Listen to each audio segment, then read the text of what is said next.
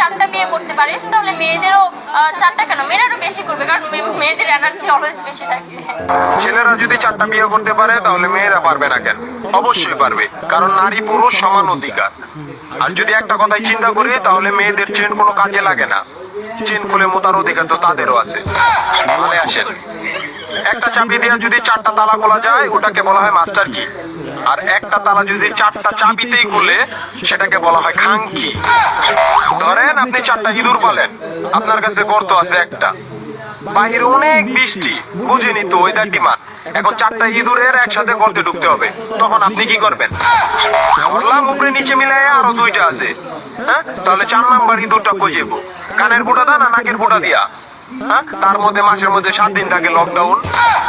আমি মানি, আমি না শুধু সবাই মানে, মেয়েদের অনেক পাওয়ার, মেয়েদের অনেক এনার্জি। তাহলে দেশের মধ্যে ঘন ঘন লোডশেডিং হয় কেন? আমার মাথায়